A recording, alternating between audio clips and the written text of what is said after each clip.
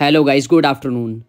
तो आज bank Nifty जो है वो काफ़ी डाउन चल रहा है और हमने यहाँ पे एक ट्रेड आज लिया है जो बैंक निफ्टी का जैन फ्यूचर है। 90 क्वांटिटी आज बाई किया है और ऊपर का जो ट्रेड है 405 क्वांटिटी हमने जो सेल किया 51,000 CE, ये मैंने फ्राइडे को सेल कर दिया था।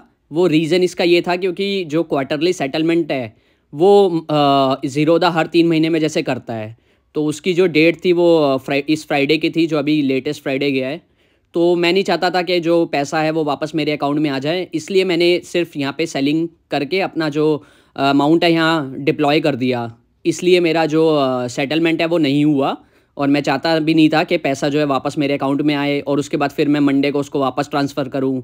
तो इसका ये एक तरीका होता है, अगर आप नहीं चाहते कि आपको जो क्वार्टरली सेटलमेंट में वापस से आपके अकाउंट में पैसा आए, तो आप ये एक तरीका टेक्निक अपना सकते हैं जो कि मैं हमेशा अपनाता हूँ। तो यहाँ पे अब मेन जो ट्रेड की बात करें जैन फ्यूचर वाले की, तो ये अभी 4,000 का प्रॉफिट दे रहा है फ़िलहाल और देखते हैं अभी थोड़ी देर और वेट करके देखते हैं। हम लॉन्ग गए हैं यहाँ से, तो थोड़ी देर और वेट करना बनता है और अभी हाल फिलहाल में लिया है। तो अभी थोड़ी देर और हम वेट करेंगे और उसके बाद देखते हैं कि क्या रिज़ल्ट होगा। जो भी रहेगा आपके सामने रहेगा। और ये जो ऊपर वाला जो ट्रेड है 51,000 कॉल का, ये मैं अब इसको स्क्वायर ऑफ कर दूंगा थोड़ी देर में। अब इसका कोई मतलब नहीं है क्योंकि सेटलमेंट हो चुका है क्वार्टरली का और अब हम एग्ज़िट इसको कर देंगे ताकि हमारा जो पैसा ब्लॉक हो रखा है वो वापस आ जाए। तो हमारा इसमें बस यही हुआ, ये हमें फ़ायदा हो गया कि अगर हमारे अकाउंट में पैसा आता वापस से हम ट्रांसफ़र करते हैं तो वो ट्रांजैक्शन वापस से हमें करनी पड़ती, वो थोड़ा लंबा प्रोसीजर हो जाता है। तो उससे बचने के लिए ये एक शॉर्टकट है जो आप भी अपना सकते हैं। और उसमें आपका जो क्वार्टरली सेटलमेंट है इसमें नहीं होगा आपका, मतलब आपके अकाउंट में जब पैसा ही नहीं होगा, क्योंकि पूरा पैसा मैंने डिप्लॉय कर दिया इसके अंदर इस ट्रेड में 405 की जो क्वांटिटी शॉर्ट की है। तो आपके अकाउंट में जब पैसा ही नहीं होगा तो वापस ज़ीरोदा आपके अकाउंट में कैसा पैसा वापस कैसे भेजेगा। तो इसलिए ये एक टेक्निक है। और बाकी अभी 3,800 का प्रॉफिट चल रहा है हमारे जो मेन ट्रेड है उसमें, फ्यूचर वाले में। और देखते हैं अभी 48,000 पे चल रहा है हमारा जैन फ्यूचर। तो यहाँ से मार्केट काफ़ी डाउन है आज, बैंक निफ्टी काफ़ी डाउन है, ज़्यादा वीक है bank Nifty as compare to Nifty. और यहाँ पे अभी देखते हैं, थोड़ी देर और वेट करेंगे, उसके बाद जो भी रिज़ल्ट होगा वो आपके सामने ही होगा। बाकी थोड़ी देर और वेट करके देखते हैं कि कहाँ जाता है ये।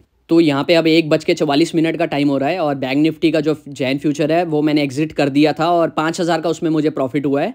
और जहाँ मैंने एग्ज़िट किया था मेरे रेट से अभी नीचे ही चल रहा है।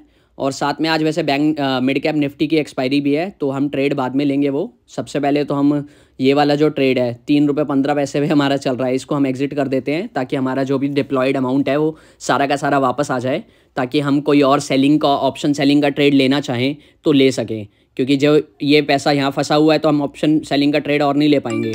अगर हमें कॉल सेल करनी है, पुट सेल करना हो तो ले पाते, कॉल सेल करना हो तो नहीं ले पाते, तो इसलिए हमने ये सेल कर दिया। अगर ऑप्शन सेलिंग का कोई ट्रेड मिलेगा तो वो ले लेंगे, अदरवाइज़ अगर बैंक निफ्टी को शॉर्ट करना हो तो वो भी ट्रेड अब हम ले सकते हैं क्योंकि हमारा जो अमाउंट है वो वापस आ गया है।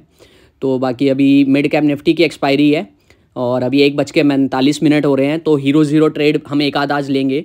मोमेंटम लग रहा है आज के सॉलिड है। एक मार्केट नीचे की साइड जा सकता है, स्लिप कर सकता है, तो हम अभी नहीं लेंगे। अभी थोड़ा कॉस्टली लग रहा है प्रीमियम मुझे, जैसे कि आपको पता ही है मैं प्रीमियम जब सस्ते होते हैं तब लेता हूँ। तो अभी वेट करेंगे।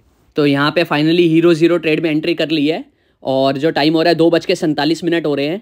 और अब मुझे प्रीमियम यहाँ पे सही लगा, तो यहाँ पे मैंने 750 क्वांटिटी आपके सामने है, मैंने एंट्री कर ली है। मेरी एवरेज जो है 3 रुपये की एवरेज है। तो यहाँ से देखते हैं, अगर मार्केट स्लिप करता है तो 15 से 20 रुपये का मेरा टारगेट रहेगा।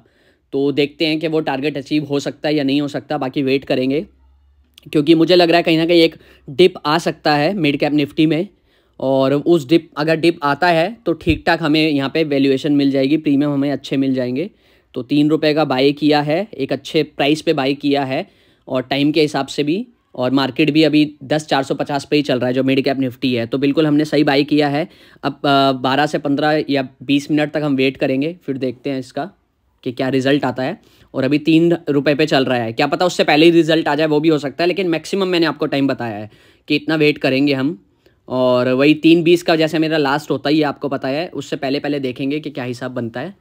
बाकी एक प्रॉब्लम मेरे को ये है कि मैं इस टाइम अभी कहीं और बैठा हूँ और मेरे पास इस टाइम चार्जर नहीं है फ़ोन का, वो मेरे घर पे है।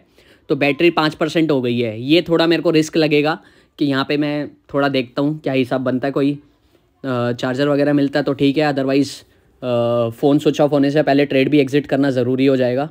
तो अभी देखते हैं, 4 रुपये पे चल रहा है अभी, और प्रॉफिट में अभी हम चल रहे हैं फ़िलहाल ट्रेड में, बट हम अभी होल्ड करना पसंद करेंगे। अभी 3 रुपये पे चल रहा है, 12-15 रुपये कम से कम टारगेट रहेगा इसका। तो यहाँ पे अभी 5.70 पे चल रहा है प्राइस, और 1700 का हमारा प्रॉफिट चल रहा है। 3:01 हो चुके हैं, और देखते हैं अभी कि प्रॉफिट हमें कितना होता है या नहीं होता। इसमें मैं वेट करूँगा आज थोड़ा, क्योंकि आज मैं इसमें 100% लेने के लिए नहीं बैठा, क्योंकि थोड़ा सा मुझे चार्ट बता रहे हैं कि मार्केट स्लिप हो सकता है, यहाँ से डिप आ सकता है, तो मैं उस डिप का वेट कर रहा हूँ। बाकी एक चीज़ देखो, निफ्टी का जो मिड स्लैब निफ्टी है, मिड स्लैब निफ्टी चल रहा है 10,433 पे। इस हिसाब से यहाँ पे 17 का प्रीमियम होना चाहिए था इसका, बट नहीं है, प्रीमियम नहीं बढ़ा। ये थोड़ा इशू मेरे को यहाँ बस एक प्रॉब्लम लग रहा है।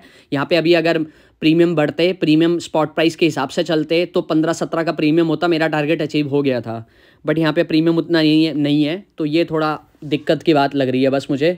बाकी अभी टाइम है मार्केट में, थोड़ा सा वेट कर लेते हैं। ज़्यादा हमने लगाया नहीं है, मात्र 2,000 रुपये लगाया है। अगर 15-20 पे सेल करेंगे तो अच्छा खासा रिटर्न भी आएगा, तो वो चीज़ भी देखना बनता है। तो अभी देखते हैं, बाकी लगाया ज़्यादा नहीं है और जाएगा नहीं, इतना लग रहा है। जहाँ पे मार्केट चल रहा है इस हिसाब से कहीं ना कहीं जो 10,450 का पुट है वो डेफिनेटली मतलब ज़ीरो पे क्लोज़ नहीं होगा, ये मेरे को लग रहा है। 99% ज़ीरो पे क्लोज़ नहीं होना चाहिए, बाकी 1% कुछ कह नहीं सकते। तो अभी देखते हैं, क्योंकि मार्केट 10,450 के नीचे ही क्लोज़ होगा जो मिड स्लैक निफ्टी है, ये मेरे को लग रहा है। बाकी देखते हैं अभी, और कहीं ना कहीं मतलब, क्योंकि देखो ना, आप 10,450 का पुट 4 रुपये पे अभी चल रहा है, 4-5 रुपये पे अभी चल रहा है। इसको वैसे अभी थोड़ा ज़्यादा होना चाहिए था, बट ये एक्स्ट्रा जो प्रीमियम्स है वो लेके नहीं चल रहा, सिर्फ जो इसका नेट प्रीमियम है वो उससे भी मतलब डिस्काउंटेड में चल रहा है। तो यहाँ थोड़ा सा बस इशू लग रहा है, बाकी ये कवर हो जाएगा। टाइम लगता है, कई बार कवर हो जाता है। बाकी मार्केट जो है वो बेरिश ही दिखा रही है। अगर आप बैंक निफ्टी को ऊपर देखेंगे तो दबा के गिरा बैंक निफ्टी आज, दबा के।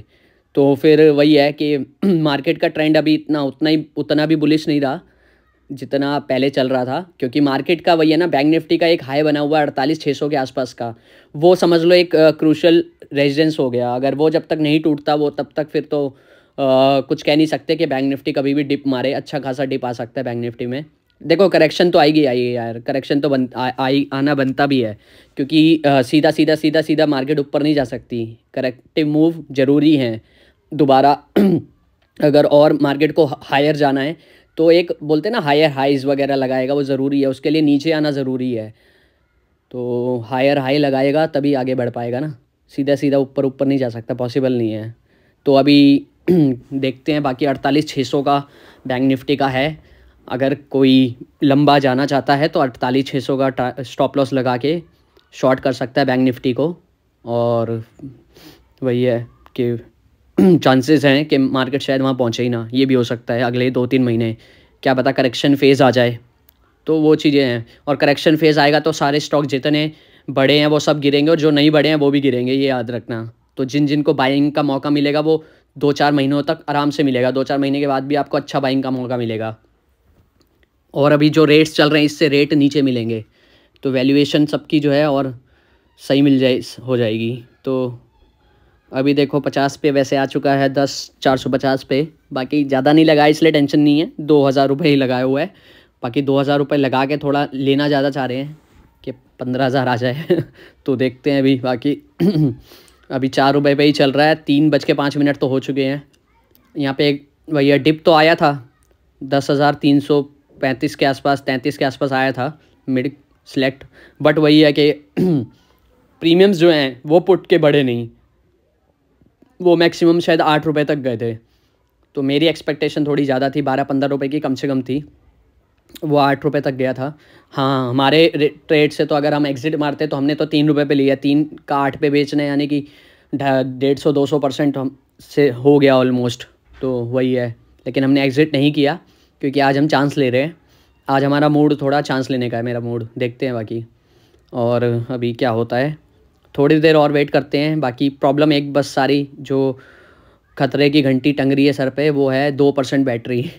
2% बैटरी है, और आसपास मेरा लैपटॉप भी नहीं है मेरे पास जहाँ मैं अभी बैठा हूँ। तो प्रॉब्लम ये है कि दिक्कत हो जाएगी। चार्जर नहीं है, लैपटॉप नहीं है, कहीं और लॉगिन करके ये भी नहीं कर सकता कि हाँ चलो कहीं और लॉगिन कर लेता हूँ, वहाँ से एग्ज़िट कर दूँगा। तो यहाँ पे प्रॉब्लम एक लग रही है। 2% बैटरी है, बाकी चांस ले रहे हैं, देखते हैं। अभी 5 रुपये पे चल रहा है अभी फ़िलहाल।